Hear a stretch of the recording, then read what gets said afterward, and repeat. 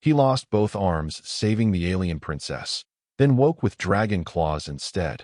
Before we dive into this story, drop a quick hi in the comments and tell me where you're watching from. It really helps support the channel. Nathan Brooks never expected his routine shift as a maintenance technician aboard the interstellar diplomatic vessel Harmony's Hope to end with him bleeding out in a collapsing shuttle bay, both arms crushed beyond recognition beneath a 5-ton cargo container. But as he watched Princess Celera of the Valerian Empire stagger to safety, her silver skin gleaming with grateful tears, he found he had no regrets. After all, what was one human life compared to galactic peace? The accident happened during what should have been a standard diplomatic escort mission. The Valorians were an ancient and proud species, their empire spanning 12 star systems, their technology refined over millennia. They had approached the Galactic Council seeking human assistance with a peculiar problem, one that had stumped their greatest engineers for decades. Strange energy fluctuations in their royal transport systems had caused several near-catastrophic failures. The Council, recognizing an opportunity to showcase humanity's problem-solving abilities, had dispatched the Harmony's Hope with a full diplomatic contingent. Nathan had been in the shuttle bay performing a routine maintenance check on the magnetic coupling systems when the energy surge hit. The Valerian Royal Shuttle, docked in Bay 3, had released an electromagnetic pulse that rippled through the entire compartment. Cargo containers secured by magnetic locks suddenly became deadly projectiles. Most of the bay crew managed to dive for cover, but Princess Celera, who had been inspecting the bay as part of her official tour, stood frozen in shock as a massive container broke free from its moorings and tumbled directly toward her. Nathan didn't think. He simply moved. Years of emergency response training kicked in as he sprinted across the bay deck, his boots pounding against the metal grating. He reached the princess with barely a second to spare, shoving her sideways with all his strength. She tumbled clear, landing hard but safe against a support pillar. The container, however, found Nathan. The impact was devastating. He felt rather than heard the crunch as both his arms were caught between the falling container and an equipment rack. The pain was immediate and absolute, a white-hot agony that seemed to consume his entire existence. Emergency bulkheads slammed down. Klaxons wailed. Through a haze of pain, Nathan saw Princess Celera scrambling to her feet, her lavender eyes wide with horror. She was screaming something, her melodious voice distorted by shock, but Nathan couldn't make out the words. Medical teams in hazard suits rushed into the bay, their movements seeming to happen in slow motion. Someone was injecting something into his neck. The pain receded slightly, replaced by a floating sensation. The last thing Nathan remembered before consciousness fled was Princess Celera's face hovering above his, her silver hands pressed against his cheeks, her tears falling like liquid starlight onto his face. She was speaking in her native tongue, words he didn't understand, but her tone was unmistakable. She was making a promise. Then darkness claimed him, warm and complete. Nathan expected to wake up in the medical bay, probably fitted with prosthetic arms if he was lucky, or facing a medical discharge if he wasn't. What he didn't expect was to wake up in a chamber that looked like it had been carved from a single massive crystal. Soft blue light emanated from the walls themselves, pulsing gently like a heartbeat. The air smelled of ozone and something floral he couldn't identify. He was lying on a bed that seemed to conform perfectly to his body, responding to his movements before he even made them. And his arms felt wrong. Not painful, not absent, just profoundly different. Nathan slowly, carefully, raised his right arm into his field of vision. What he saw made his breath catch in his throat. His arm was no longer the pale-skinned, decidedly average human limb he'd lived with for 28 years. From shoulder to fingertip, his arm was covered in scales. Not rough reptilian scales, but something far more elegant. Each scale was the deep blue-black of space itself, edged with a faint luminescence that shifted through colors he didn't have names for. The scales overlapped in perfect geometric patterns, creating a surface that seemed simultaneously organic and technological. But it was his hand that truly shocked him. His fingers had been replaced by elegant talons, each one tapering to a wickedly sharp point. The talons were translucent, like polished obsidian, and they gleamed in the crystal chamber's light. As Nathan flexed his new fingers experimentally, he saw intricate patterns etched into each talon, flowing designs that seemed to pulse with their own inner light. When he made a fist, the talons retracted slightly into protective sheaths, the scales rearranging themselves seamlessly. Nathan sat up slowly, his head spinning. His left arm was identical to his right, a perfect mirror of impossible beauty and deadly grace. He touched his face gingerly with one taloned hand, half expecting to find it transformed as well, but his features felt normal. Whatever had been done to him had been limited to his arms. He stood on shaky legs and discovered a full-length mirror mounted on the far wall. The reflection showed a strange hybrid, a thoroughly human man with the arms of something ancient and powerful. The chamber door dissolved, revealing Princess Celera. She wore robes of deep purple trimmed with silver, and her expression was a mixture of hope and apprehension. Behind her stood several Valerian attendants, their silver skin gleaming, their eyes fixed on Nathan with barely concealed curiosity. "Nathan," she said, her voice carrying that melodious quality that made human speech sound harsh by comparison. "You are awake." We were not certain the integration would be successful.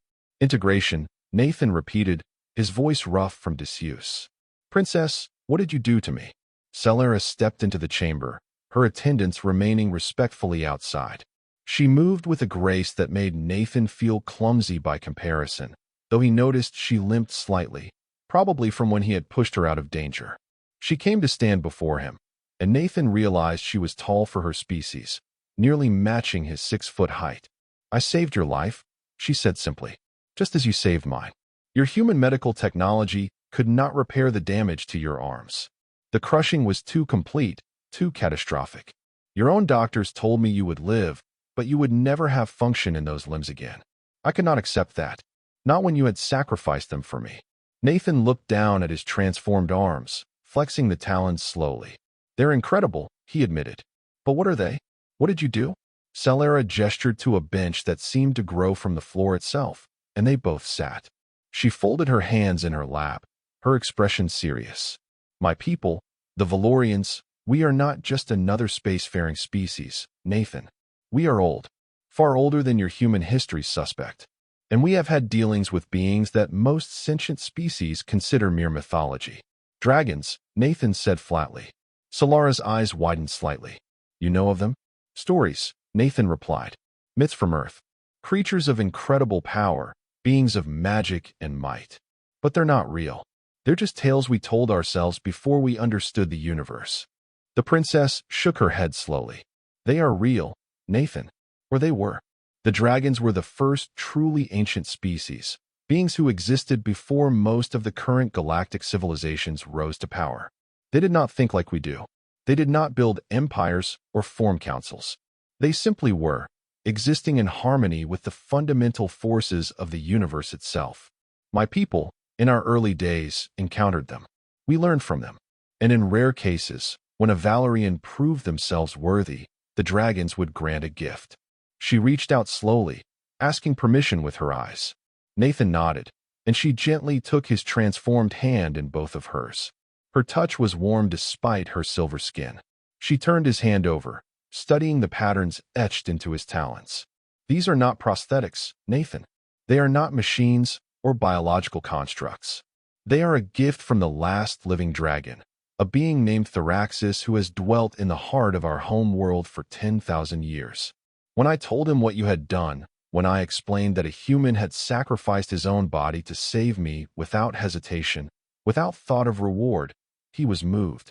Dragons respect courage above all things, and sacrifice even more so." Nathan felt a strange tingling in his arms, as if they were responding to the mention of the dragon's name. "So these are dragon parts?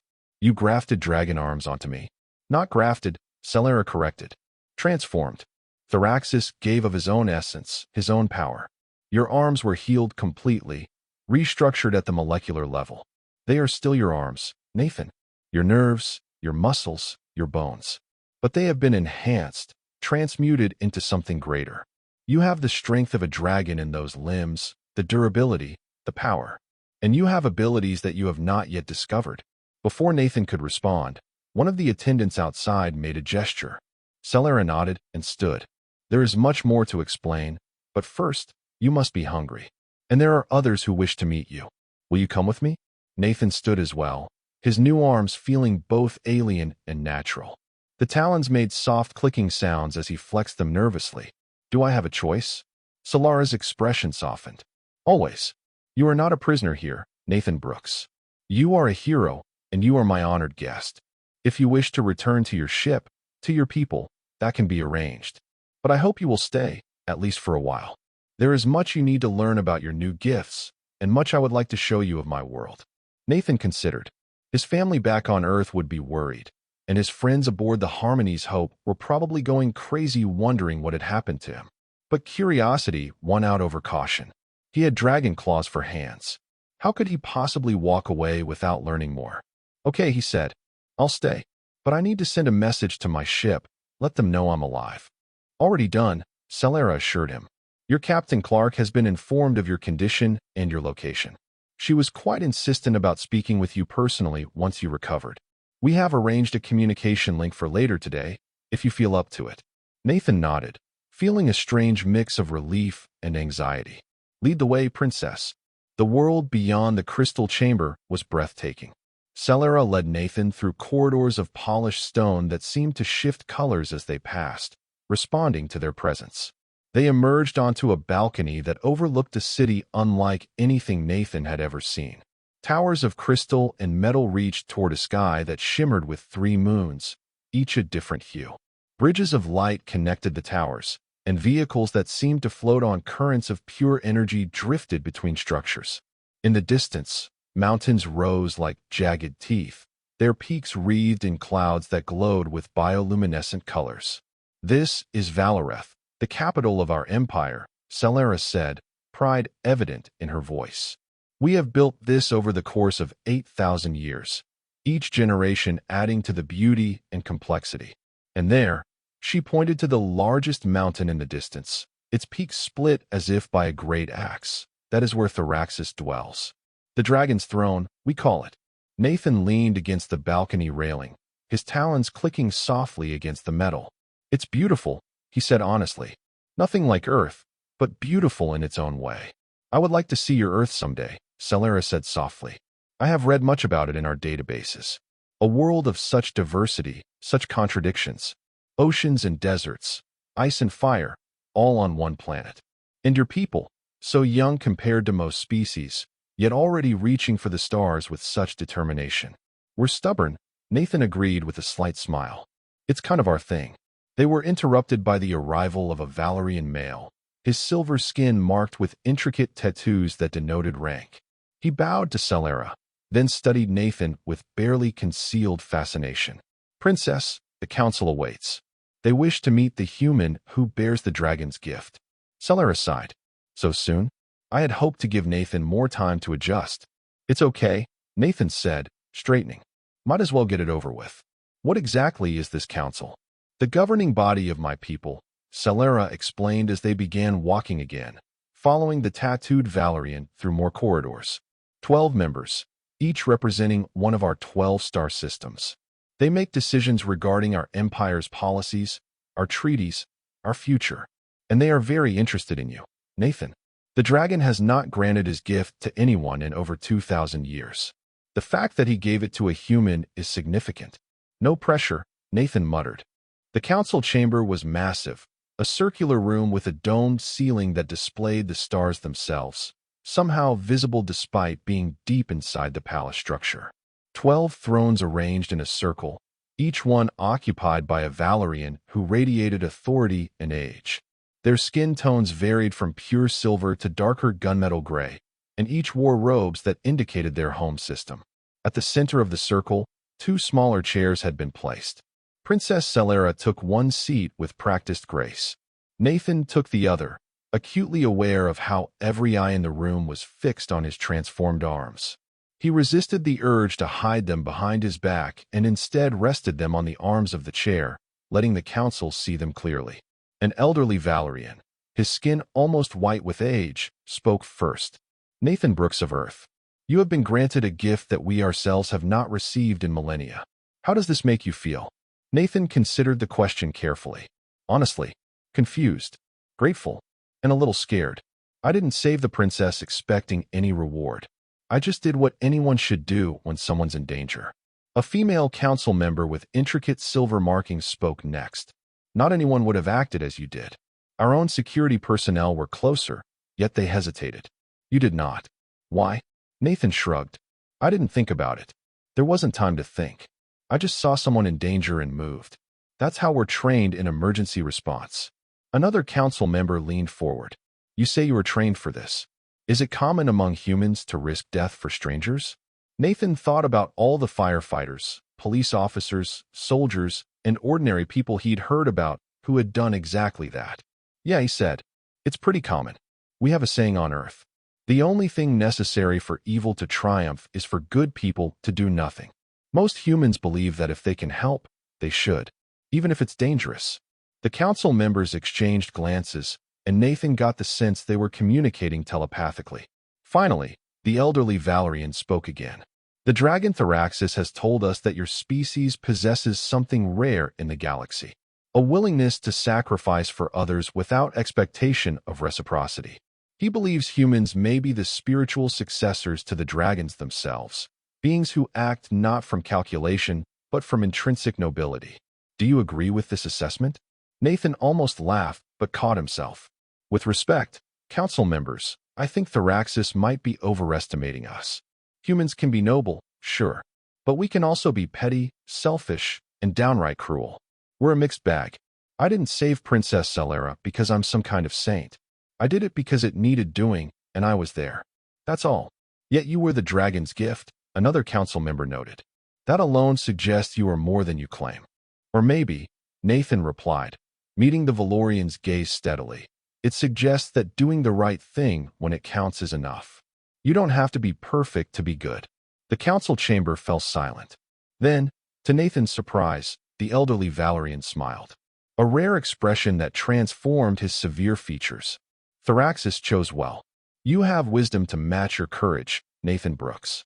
We welcome you to Valoreth, and we grant you the freedom of our world. Learn what you can of your new gifts. And when you return to your people, carry our respect with you. The formal audience concluded, and Celera led Nathan from the chamber.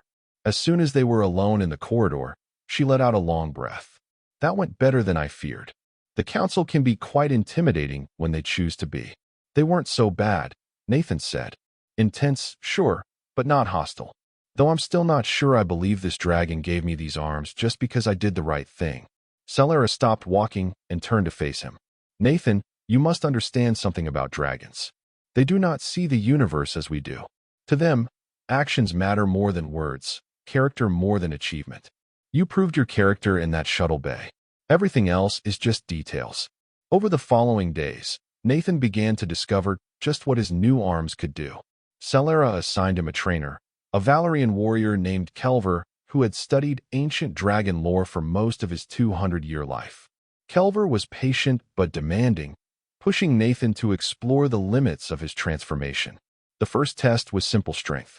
Kelver brought Nathan to a training yard and presented him with a series of increasingly heavy weights. Nathan lifted them easily, his dragon arms showing no strain even when the weights reached several hundred pounds. The scales seemed to shimmer with each exertion, distributing the load perfectly across his transformed limbs. Impressive, Kelver noted, making marks on a data pad. But strength alone is not the dragon's true gift. Try to break this. He handed Nathan a rod of some metallic substance. It looked ordinary enough. Nathan gripped it with both hands and pulled.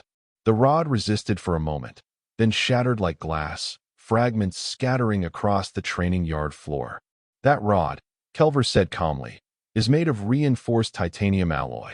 It would require hydraulic pressure of over 10,000 pounds per square inch to break.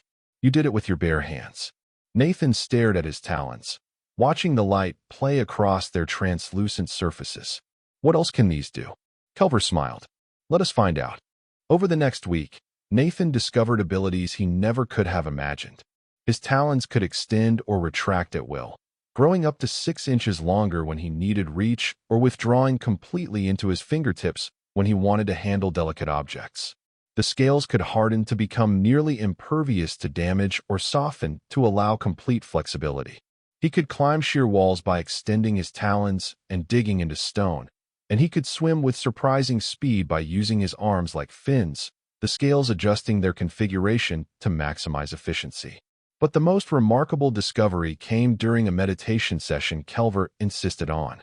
"Sit," the trainer commanded, gesturing to a mat in the center of the training yard. "Clear your mind. Listen to your arms." "Listen to my arms?" Nathan repeated skeptically. "The dragon's gift is not merely physical," Kelver explained. "It carries a fragment of Thraxis's essence. If you quiet yourself, you may hear it speak."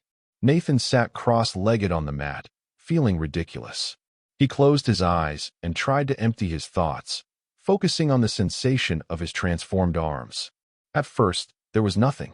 Then, gradually, he became aware of a warmth spreading from his shoulders down through his arms to his fingertips. The warmth intensified, becoming almost uncomfortably hot. And then he heard it. Not a voice exactly, but a presence. Ancient, powerful, patient. Images flooded Nathan's mind. He saw worlds burning and being born. He saw civilizations rising and falling like waves on a beach. He saw the first Valorians meeting the first dragons, two species recognizing kindred spirits across the void of space. He saw wars fought and peace brokered, saw art created and knowledge shared. And he saw himself, a tiny figure in the vast sweep of cosmic history, yet significant. A bridge between old and new, between dragon and human. The vision faded, leaving Nathan gasping. His arms glowed with inner light, the scales radiating colors that shifted through the spectrum. Kelver was staring at him with something approaching awe. "You have connected," the trainer whispered. "The dragon has acknowledged you fully. This is unprecedented for one who has borne the gift for such a short time." Nathan looked down at his glowing arms. "What does it mean?" "It means," a new voice said, "that you are ready for the next step." They both turned to see Princess Celera approaching, accompanied by a figure that made Nathan's breath catch. The being was tall, easily 8 feet, and moved with a fluid grace that seemed to defy physics. Their skin shimmered like oil on water, reflecting rainbow hues with every motion.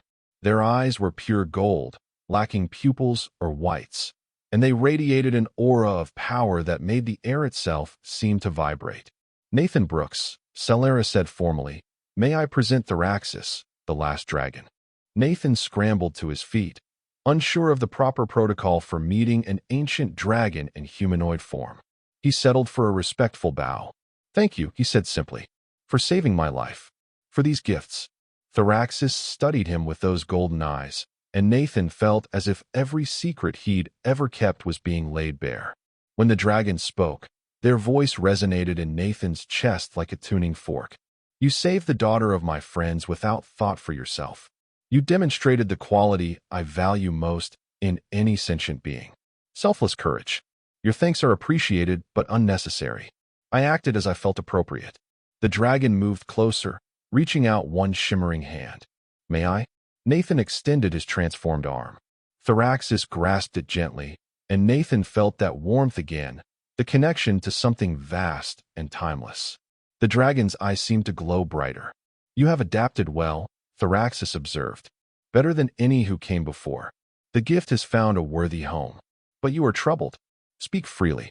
What concerns you?"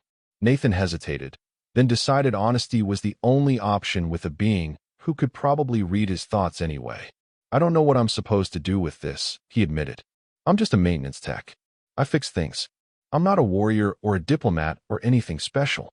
And now I have these incredible powers, and I don't know what they're for." Thraxis released his arm and stepped back. "You are asking for purpose. This is a good question. The answer is simple. The gifts are yours to use as you see fit. You may return to your maintenance work if that brings you fulfillment. You may become a warrior if that calls to you. You may do nothing at all. The dragon's gift comes with no obligations, no debts to repay. It simply is." "But surely there's a reason," Nathan persisted. "You don't give power like this randomly." The dragon's expression, inhuman as it was, seemed almost amused. "You assume I have grand plans. I do not. I am old, Nathan Brooks. So old that your entire species' existence is but a brief moment to me. In my long years, I have learned that the universe has its own plans, its own patterns. I simply act when I feel moved to act. You moved me. The rest is up to you. Thraxis turned to leave, then paused. However, if you seek a purpose, perhaps consider this. Your species is young and often underestimated by others in the galactic community. You have been given proof that humans are worthy of respect, worthy of being taken seriously. How you choose to use that proof will shape how others see your kind for generations to come. No pressure, of course. The dragon's form shimmered and then dissolved into motes of golden light that drifted upward and vanished. Nathan stood staring at the empty space, his mind racing. No pressure, he muttered. Right. Celera laughed softly. Thraxis has a peculiar sense of humor. But the point stands, Nathan. You represent humanity now in a way few others do. The Council, the other species who have heard of what happened, they all are watching to see what you will do. What I'm going to do, Nathan said firmly, is talk to my captain. I need to know what's happening with the Harmony's Hope, what the status is of the mission. Then I'll figure out the rest. The communication with Captain Clark was both reassuring and complicating.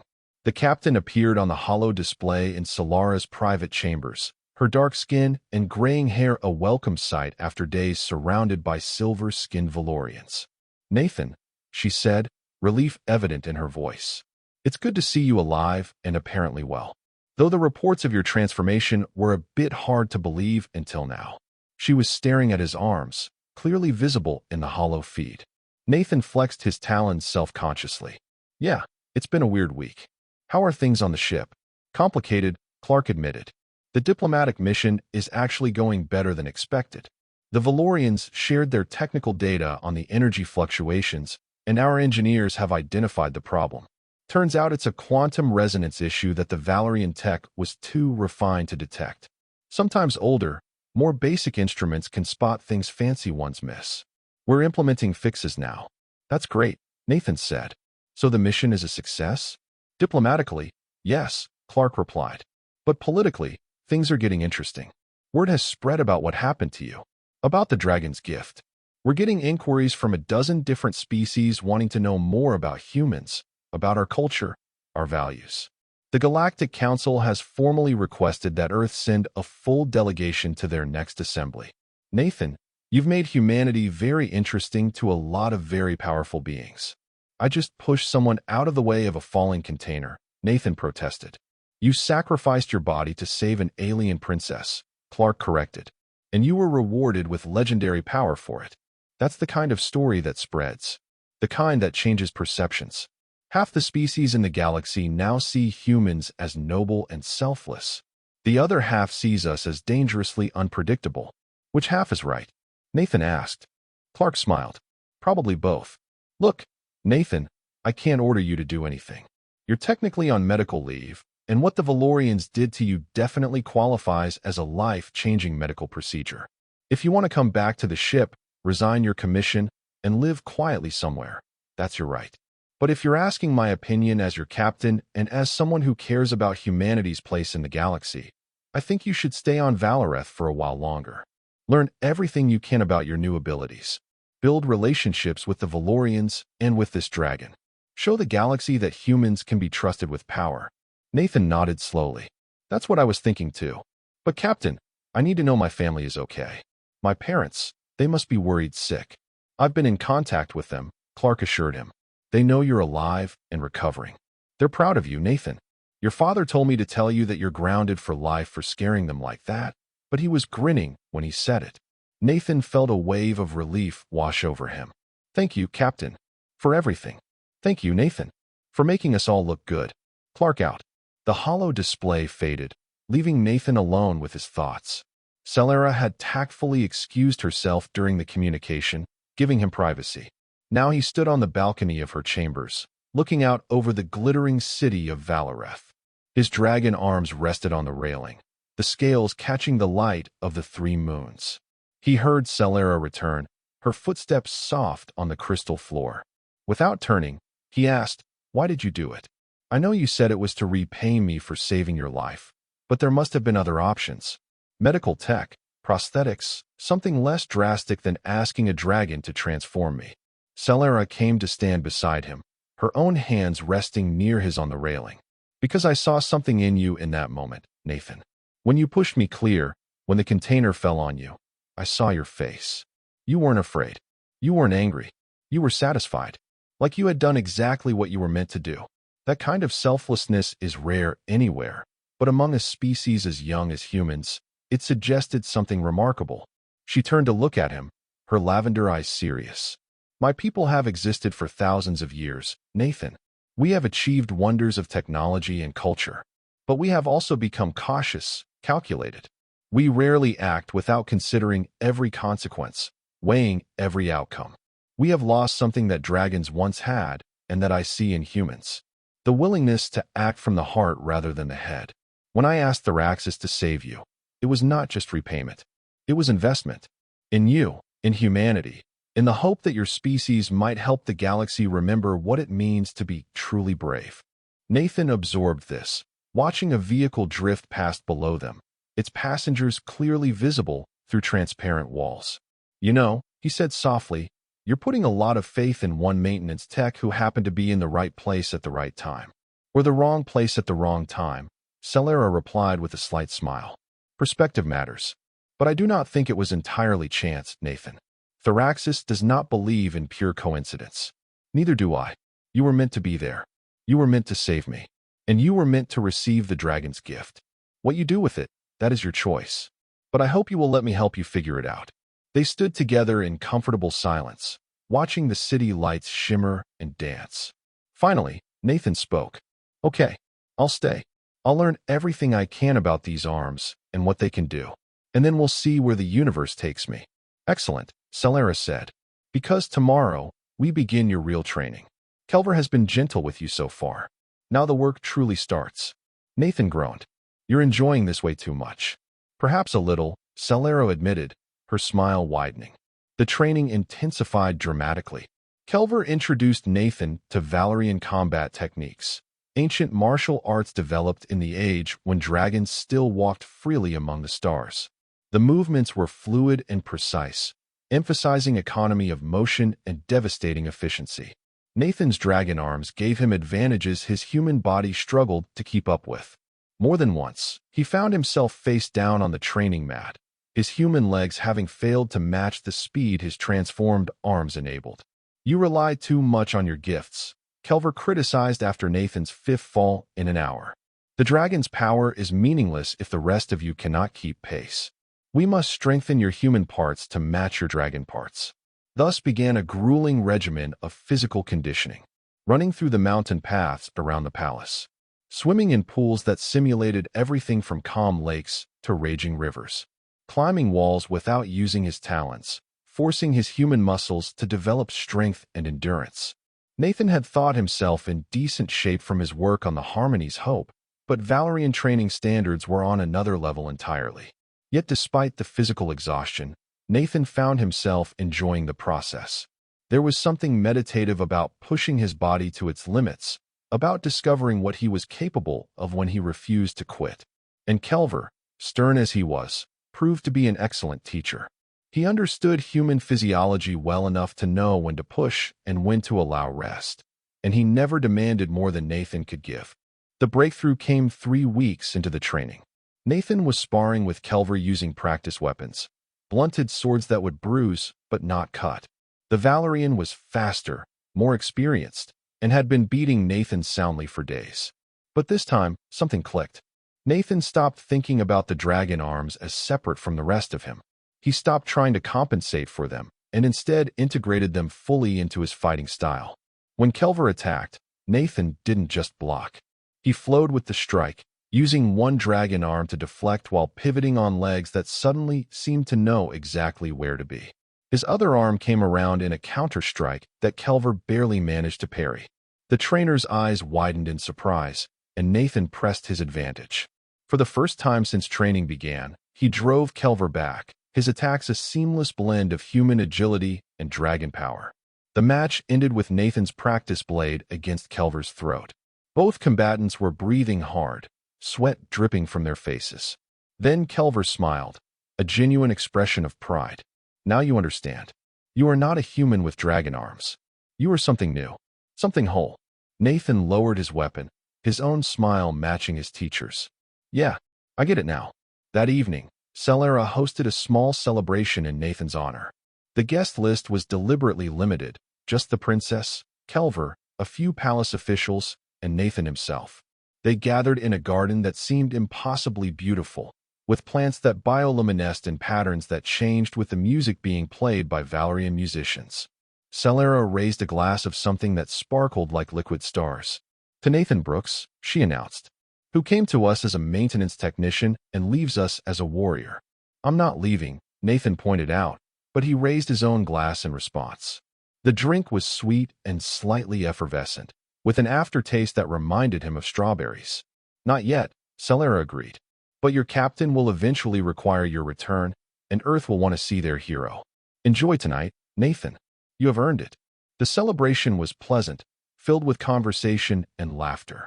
Nathan found himself telling stories about Earth, about human history and culture, and the Valorians listened with genuine interest. In turn, they shared tales of their own history, of the age when dragons were common and the stars were young. Nathan learned that Valerian civilization had nearly destroyed itself twice, once through war and once through environmental catastrophe, and both times it was dragon intervention that had pulled them back from the brink. Dragons do not save civilizations lightly, one of the officials explained. They only intervene when they see potential for growth, for learning. They saved us because they believed we could become better than we were.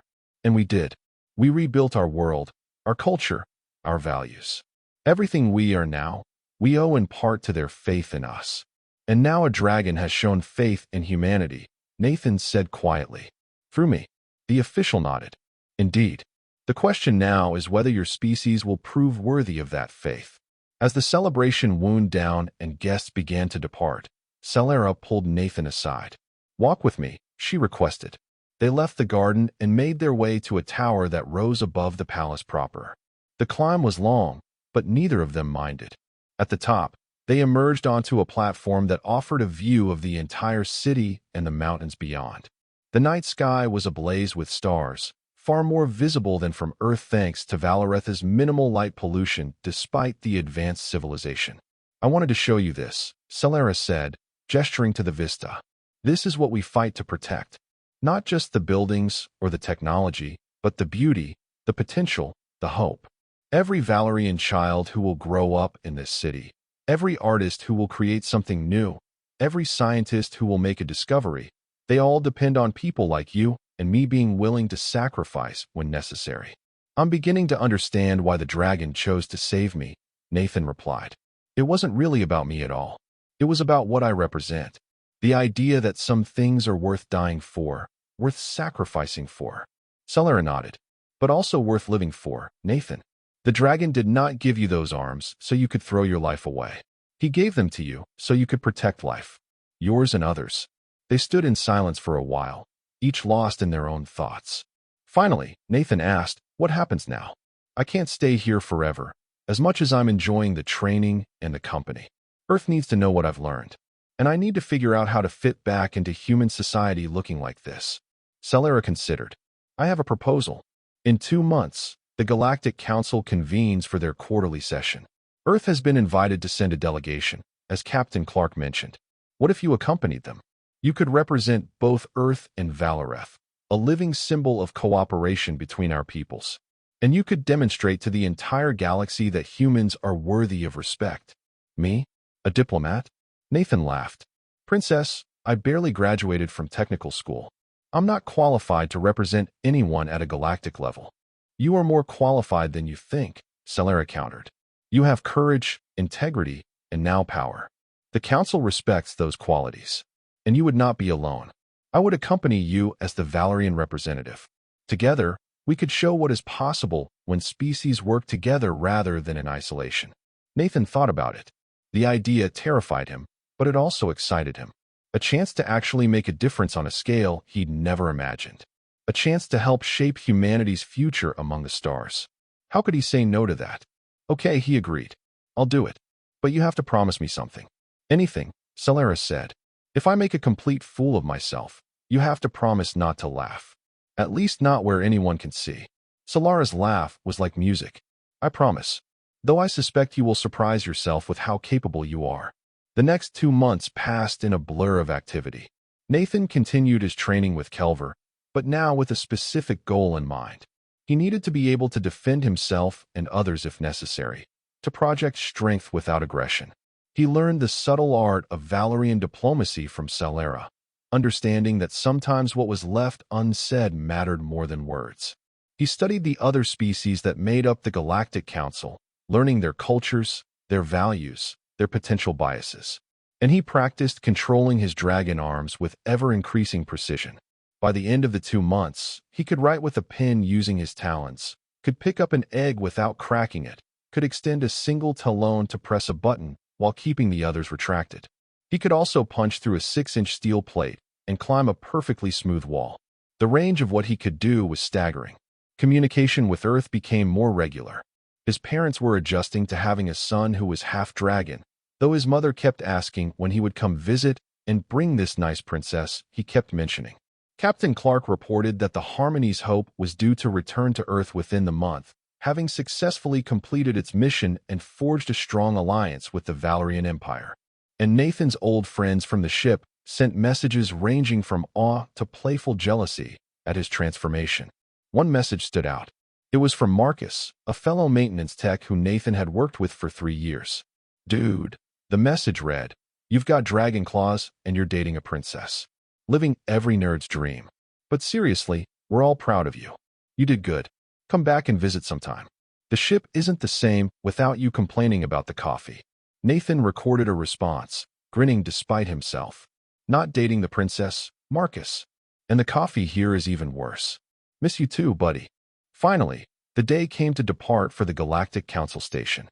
Solara had arranged transport on a Valerian diplomatic vessel, a ship that made the Harmony's Hope look like a rust bucket by comparison. The vessel was all flowing curves and shimmering surfaces, powered by technology Nathan couldn't begin to understand. The journey would take 4 days, time that Solara insisted they use for final preparations. She drilled Nathan on proper council protocols, on how to address different species, on the subtle signals that indicated interest, boredom, agreement, or hostility among the various delegates. But she also made sure he understood something crucial. Do not try to be something you are not, she advised. The council will see through any pretense. Be yourself, Nathan. Be the human who sacrificed himself for another without hesitation. That authenticity is your greatest strength. The Galactic Council Station was a marvel of engineering, a massive structure that orbited a neutron star, drawing power from its immense gravitational field. The station housed thousands of beings from dozens of species, all working toward the theoretical goal of peaceful cooperation among the stars. In practice, Nathan learned, the Council was more a forum for negotiation and compromise than actual governance, but it still held immense influence. Nathan and Solara were given quarters in the diplomatic wing, separate rooms, but connected by a shared common area. The accommodations were luxurious by any standard, but Nathan barely noticed. He was too busy trying not to panic about the formal session scheduled for the next day. That evening, Solara found him pacing in the common area, his dragon arms flexing nervously. "Relax," she said gently. "You will do fine." "Easy for you to say," Nathan replied. "You've been doing this your whole life. I fix air conditioning units. And now you will fix misconceptions about humanity," Solara countered. Same principle, different application. Despite her reassurance, Nathan slept poorly. His dreams were filled with images of standing before the council and freezing, unable to speak, while representatives from across the galaxy laughed at the presumptuous human who thought he belonged among them. The reality was somehow both better and worse than his nightmares. The council chamber was enormous, a spherical room with seats arrayed in tiers all around. At the center was a platform where speakers stood, visible to all. Nathan and Solara entered together, and Nathan felt hundreds of eyes from dozens of species turn to regard them. The attention was overwhelming. But then he noticed something. Many of those eyes held curiosity, not hostility. Some held respect, and a few held what looked almost like hope. These beings had heard the story of the human with dragon claws. They wanted to see if the reality matched the legend. Nathan straightened his spine and walked with Celera to their assigned seats. His dragon arms caught the light, scales shimmering, talons gleaming. He made no effort to hide them. Let them look. Let them see what humanity had earned through simple decency. The session began with routine business, reports from various committees, updates on treaties and trade agreements. Nathan listened, trying to absorb the dizzying complexity of galactic politics. Then the council chair, a being that looked like a cross between an octopus and a tree, announced the item Nathan had been dreading. We will now hear from the Valerian delegation regarding the incident aboard the vessel Harmony's Hope and its aftermath. Celera stood, and Nathan stood with her. Together, they moved to the central platform. Celera spoke first, her voice clear and carrying despite the chamber's size. She described the accident, Nathan's sacrifice, and Thraxis's decision to grant him the dragon's gift. She spoke of what this meant for Valerian-human relations, of the potential for deeper cooperation between their peoples. Then it was Nathan's turn. He had prepared remarks, carefully vetted by Celera and her advisors. But as he looked around the chamber, at the sea of alien faces watching him, he made a decision.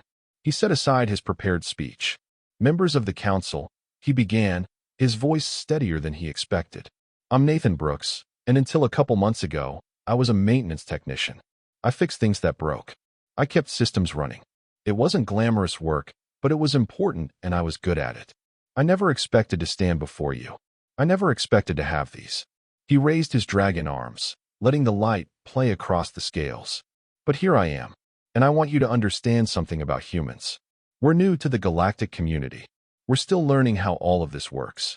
We make mistakes. We're often too bold, too curious, too stubborn for our own good. But we have one quality that I think matters more than advanced technology or ancient wisdom. When we see someone in trouble, we help.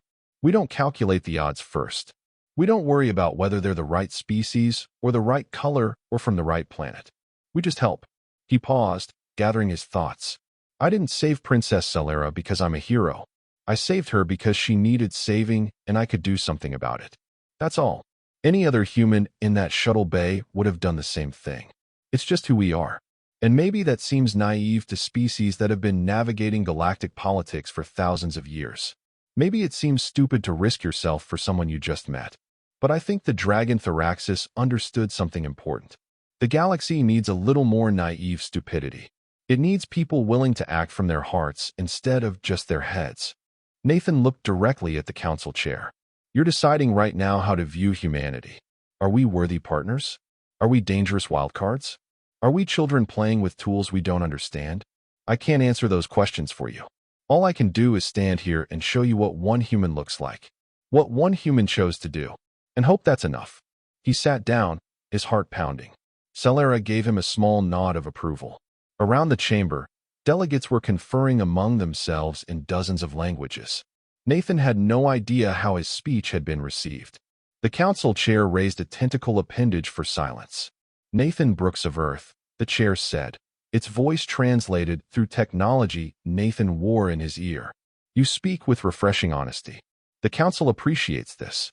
We would hear from other delegates their views on humanity's application for full membership in this body. What followed was 2 hours of debate. Some species spoke strongly in favor of humanity, citing the Valerian alliance and Nathan's actions as evidence of human worthiness. Others expressed reservations, pointing to humanity's violent history and aggressive expansion into space. A few remained neutral, arguing that more time and evidence were needed. Through it all, Nathan sat quietly, letting the debate wash over him. Celera occasionally whispered translations of nuances the technology missed. Finally, the chair called for a vote. The measure before this council is whether to grant humanity provisional membership, with full membership to be considered again in 5 standard years. All in favor, indicate now. Lights appeared around the chamber as delegates voted. Nathan watched the tally with his breath held. The vote was close, but when the final count appeared, it showed a majority in favor. Humanity had been accepted. The chamber erupted in a mixture of applause, chittering, whistling, and other expressions of approval from various species. Nathan felt Celera grip his arm, her own expression joyful. "We did it," she whispered. "Humanity is truly part of the galactic community now." Nathan should have felt elated. He had just witnessed a pivotal moment in human history. But instead, he felt the weight of responsibility settling onto his shoulders. This was just the beginning. Now came the hard part, proving that the council had made the right choice. Over the following days, Nathan found himself the center of attention among the delegates. Species that had voted for humanity wanted to meet him, to shake his taloned hand, to hear his story directly. Even some who had voted against approached, expressing hope that humanity would prove their doubts wrong. One encounter stood out. A delegate from the Creathian Dominion, a species known for their military prowess and strict hierarchical culture, approached Nathan in one of the station's gardens. The Creathian was massive, easily 7 feet tall and built like a tank, with armor plating that seemed to be part of their natural biology. "Human Nathan," the Creathian said, their voice like gravel in a blender. "I voted against your species admission. I believe you should know why." Nathan straightened, but kept his posture non-threatening. "I appreciate your honesty. Please, tell me." "Humans are warriors," the Creathian stated. "This is clear from your history. But you are undisciplined warriors, fighting without proper structure or chain of command. You rush into danger like the young and foolish. This concerns me." "With respect," Nathan replied carefully, "humans fight when we have to, but we prefer peace. And we're not undisciplined. We just think for ourselves rather than blindly following orders." The Creathian made a sound that might have been amusement. "This is what concerns me. Warriors who think for themselves are unpredictable. But," the Creathian continued, "warriors who sacrifice themselves for others without hesitation are also admirable. You confuse me, human. Your species confuses me." "Good," Nathan said with a slight smile. "Predictability is boring. If we confused you enough to make you think, then maybe we're doing something right." The Creathian studied him for a long moment, then extended a massive hand. "I hope your species proves worthy of the dragon's gift, Nathan Brooks. I truly do. Because if you are half as courageous as you are bold, you will be valuable allies indeed." Nathan shook the offered hand, his dragon talons meeting Creathian armor with a soft click. "We'll do our best not to let you down." As word of humanity's acceptance spread, Nathan received a communication from Earth. The message was from the Secretary-General of the United Earth Government, a position created just 5 years earlier when humanity had first made contact with alien civilizations. "Mr. Brooks," the Secretary-General said from the holo display, "on behalf of all humanity, I want to thank you for your service and your sacrifice. You have opened doors for our species that we could not have opened ourselves. The Council has invited Earth to send a permanent delegation to the station. We would be honored if you would serve as part of that delegation." Nathan sat back, stunned. "Me? Mr. Secretary-General, I'm not a diplomat. I'm not even sure I should be here." The Secretary-General smiled. "Mr. Brooks, you just convinced the Galactic Council to accept humanity as members. You did it by being yourself, by speaking honestly and from the heart. That is exactly the kind of representation we need. You don't have to decide right now. Think about it. But know that Earth would be proud to have you as our voice among the stars." The communication ended, leaving Nathan staring at the blank screen. Celera, who had been present for the call, spoke softly. "What will you tell them?" "I don't know," Nathan admitted. "Part of me wants to say yes. This is important work, and I want to help. But another part of me just wants to go home, see my family, maybe go back to fixing things where the consequences of a mistake aren't galactic in scale." "You could do both," Celera suggested. "Serve for a few years, then return to Earth. Or split your time between here and home. The Council only meets 4 times a year. The rest of the time, you could be wherever you wish." Nathan flexed his dragon talons, watching the light dance across their surfaces. "These arms changed everything, didn't they? I can't just go back to being a maintenance tech. Not when I have this kind of power, this kind of responsibility. Power does not erase who you are, Nathan. It only amplifies it. You were a good person before the dragon's gift. You are a good person now. The form has changed, but the essence remains." Nathan thought about his parents, about his friends on the Harmony's Hope, about the life he'd had before that falling container changed everything. Then he thought about the future, about the possibilities opening up for humanity, about the chance to help shape that future for the better. Tell the Secretary General I accept, he said finally. I'll serve as part of Earth's delegation. At least for now. We can figure out the details later. Celera smiled. That expression that had become increasingly familiar and increasingly precious to Nathan. I am glad. It would have been difficult to work with a different human representative. Nathan raised an eyebrow. Work with? Are you staying on the station too? But of course, Celera replied, as if it was obvious. Valereth needs a permanent representative as well. The council voted to allow me to continue in that role. We will be colleagues, Nathan. I rather think we will make a good team. Over the next weeks, Nathan settled into his new life. He moved into permanent quarters on the station, personalized them with touches from Earth, including photos of his family and a banner from his old technical school. He began learning the rhythms of galactic politics, the endless cycle of meetings, negotiations, compromises, and occasional breakthroughs. He also continued training with Kelver, who had come to the station to ensure Nathan didn't grow complacent. The Valerian insisted on daily combat practice, weekly endurance tests, and monthly full-contact sparring matches that left Nathan bruised but improving. But the most important part of Nathan's new life was the relationships he built. He became friends with delegates from a dozen species, learning their perspectives, sharing human culture in return.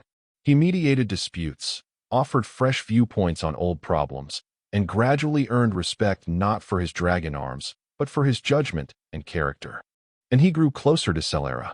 Their relationship remained professional in public, but in private moments they talked for hours about everything from philosophy to music to their hopes for the future. Nathan found himself looking forward to those conversations more than anything else in his day. 6 months into his service, a crisis emerged that would test everything Nathan had learned.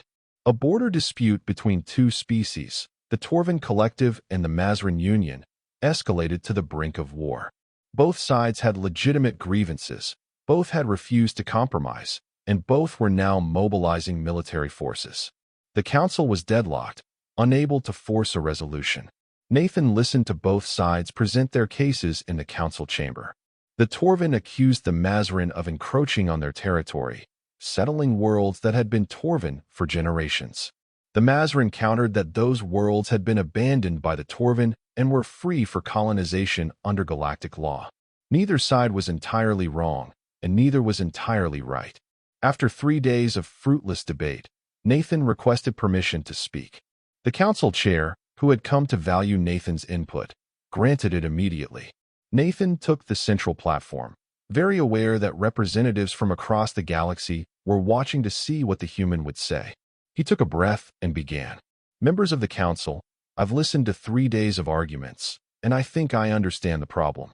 Both the Torvin and the Mazrin are approaching this dispute as if one side must win and the other must lose. But that's not how this has to work. He turned to face the Torvin delegation. Your people abandoned those worlds generations ago because they weren't economically viable with your technology. You still consider them yours, and I understand that. Territory matters. Identity matters. But those worlds have been empty for a century. Then he turned to the Mazrin. Your people need living space, resources, room to grow. You found empty worlds and claimed them according to the law. You followed the rules. But you also knew the Torvin still had cultural attachment to those worlds, and you chose to ignore that because legally you could. Nathan moved to the center of the platform. Here's what I propose. The Mazrin keep the worlds they've already settled. In exchange, they pay the Torvin a settlement fee, acknowledging the cultural significance of those worlds and compensating for the historical claim. The Torvin use that compensation to fund exploration of new worlds, expanding in a different direction. And both species agree to a joint commission that will prevent this kind of dispute in the future by clearly defining abandoned versus temporarily unoccupied territory. The chamber erupted in discussion. Nathan returned to his seat, uncertain if his proposal would gain any traction. Celera leaned over. Bold suggestion. The Torvin will hate paying compensation, and the Mazrin will resent admitting cultural claims have value beyond legal ownership. I know, Nathan replied. But it's fair. Both sides give something, both sides get something. That's how humans solve disputes when we're at our best. The debate continued for hours. The Torvin delegation argued the compensation was insufficient. The Mazrin insisted they shouldn't pay anything for worlds they legally claimed. But gradually, with Nathan and other moderate delegates applying pressure, both sides began to soften. Concessions were made. Numbers were adjusted. Language was refined. Finally, after 2 more days of negotiation, both sides agreed to a modified version of Nathan's proposal. The vote to ratify the agreement was overwhelming. A war had been averted. After the session, the Torvin senior delegate approached Nathan. "Your proposals save lives, human. Both Torvin and Mazrin lives. We are grateful." The Mazrin delegate arrived moments later. "You forced us to acknowledge uncomfortable truths. But you were right to do so. This solution serves all parties better than war would have." When they had left, Celera hugged Nathan tightly, an unusual public display for the usually formal princess. "You did it," she whispered. "You proved that humans belong here." Nathan returned the embrace, careful with his talents. "We did it. I couldn't have navigated the politics without your guidance." "Perhaps," Celera agreed, pulling back but keeping her hands on his arms. "But the core idea, the human approach of seeking solutions where everyone benefits, that was all you. That is what humanity brings to the galaxy." That evening, Nathan stood on an observation deck, watching stars drift past as the station followed its orbital path. He thought about the journey that had brought him here, from a maintenance bay to the Galactic Council, from fully human to something new and strange. His communication device chimed. A call from Earth, from his parents. Nathan answered, and his mother's face appeared, tears already streaming down her cheeks. "We saw the broadcast," she said. "The whole thing with the Torvin and Mazrin." "Nathan, you stopped a war." "I helped negotiate a settlement," Nathan corrected. "The delegates did the real work." His father appeared next to his mother, grinning with pride. "Son, you're being too modest. You're changing the galaxy's opinion of humanity one day at a time. We're so proud we could burst." "Thanks, Mom, Dad," Nathan said, his own voice thick with emotion. "I wish you could be here to see it all." "Someday maybe we will," his mother replied. "But for now, we're happy knowing you're exactly where you're supposed to be." After the call ended, Nathan remained on the observation deck, watching the stars. He heard footsteps and turned to find Celera approaching. She came to stand beside him, her own gaze turning to the vast expanse beyond the transparent wall. "Do you ever regret it?" Nathan asked. "Asking Thraxis to save me? Sometimes I wonder if I'm living up to the gift." "Every single day you prove worthy," Celera said firmly. "Not because of grand gestures or dramatic moments, but because of who you are. The dragon saw your essence, Nathan, your core nature. That has not changed despite everything that has happened." Nathan flexed his dragon talons, the scales shimmering in the starlight. "I used to fix broken things. Now I try to fix broken relationships between species. I guess some things don't change." Celera laughed softly. "A maintenance technician for the galaxy. I rather like that description." They stood together in comfortable silence, 2 beings from different worlds who had become partners in shaping the future. Nathan thought about all he had learned, all he had experienced, and all that was yet to come. His journey had started with a simple act of courage in a shuttle bay. It had led him through transformation, training, and into the heart of galactic politics. He had lost his human arms, but gained something far more valuable, a purpose that extended beyond himself, a role in building bridges between humanity and the stars. And as Nathan looked at Celera, at the woman who had insisted on saving him just as he had saved her, he realized that the dragon's gift had given him more than power. It had given him a chance to matter, to make a difference in ways he never could have imagined. Whatever challenges lay ahead, whatever tests the universe had in store, Nathan knew he would face them with the same courage that had defined that moment in the shuttle bay. Not because he was extraordinary, but because he was human. And sometimes that was enough. The stars shone on, infinite and eternal, and Nathan Brooks, the human with dragon claws, smiled at the possibilities they represented. His story was just beginning, and the galaxy was watching to see what humanity would do next. Years passed, and Nathan's role within the Galactic Council evolved. He became known as a skilled mediator, someone who could find common ground even in the most contentious disputes. His dragon arms became a symbol not just of his personal sacrifice, but of the potential for transformation and cooperation that existed when beings chose to act with courage and compassion. Humanity thrived under its provisional membership, demonstrating the qualities that Nathan had highlighted in his first speech. Human explorers, scientists, artists, and diplomats spread throughout the galaxy, earning respect through their actions. When the 5-year review came, the vote for full membership was nearly unanimous. Nathan stood before the council once more, this time not as a nervous newcomer, but as a respected member. He spoke about humanity's journey, the lessons learned, and the friendships forged. When the vote was tallied and Earth was granted full membership, Nathan felt profound accomplishment. But more than that, he felt grateful. Grateful for the accident that had changed his life, for Solara's faith in him, for Thraxis's gift, for every challenge and triumph that had brought him to this moment. After the ceremony, as celebrations erupted throughout the station and across Earth, Nathan found a quiet corner in the diplomatic gardens. Solara found him there, as he knew she would. They sat together beneath alien trees, watching bioluminescent flowers bloom in the twilight. "We did it," Nathan said softly. "Humanity is fully accepted." "You did it," Solara corrected. "You showed them what humans could be." Nathan shook his head. "No, we did it. Humans, Valorians, every species that chose cooperation over conflict. Every person who decided to give humanity a chance. That's what made this possible." Solara took his hand, her fingers intertwining with his talons in a gesture they had perfected over the years. "Then let us continue doing it, Nathan. There are still so many worlds to explore, so many species to meet, so many problems to solve. Our work is far from finished." Nathan squeezed her hand gently, mindful of his strength. "I wouldn't want it any other way." They sat together as the alien sunset painted the sky in colors Earth had never known. Two souls from different worlds united in purpose and in something deeper that neither had yet named aloud, but both felt profoundly. Nathan's dragon arms gleamed in the fading light, a permanent reminder of the moment that had changed everything. He had lost his human arms, saving a princess. He had gained power beyond measure.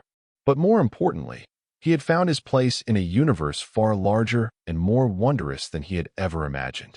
And that, Nathan reflected, was the greatest gift of all. In the years that followed, Nathan's legend grew. Stories of the human with dragon claws spread to the furthest reaches of known space. Some were true, most were embellished, but all carried the same core message. Humanity had proven itself worthy of standing among the stars. Nathan trained others in mediation techniques, sharing the human approach to problem-solving with delegates from across the galaxy. He and Solara became a formidable team, their partnership deepening into something neither had expected but both cherished.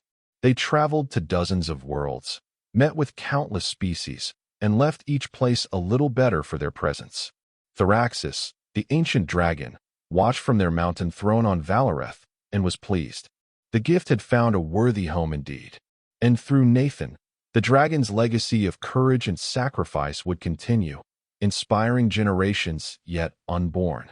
Nathan never forgot his origins. He maintained close ties with Earth, visiting his family regularly, mentoring young humans who dreamed of serving in the diplomatic corps. He funded scholarships for technical students, ensuring that the skills that had defined his early life would be passed on to others. And sometimes, late at night when the station was quiet, Nathan would stand before a mirror and look at his transformed arms. He would remember the pain of the accident, the fear of waking up changed, the uncertainty of those early days. But mostly, he would remember the choice he had made in that shuttle bay, the instinctive decision to save another life at the cost of his own safety. That choice had led him here, to a life beyond anything he could have imagined. It had given him purpose, power, partnership, and a place in history. The dragon's gift was magnificent, but Nathan understood that the true gift had been the opportunity to matter, to make a difference, to help shape the future of his species among the stars.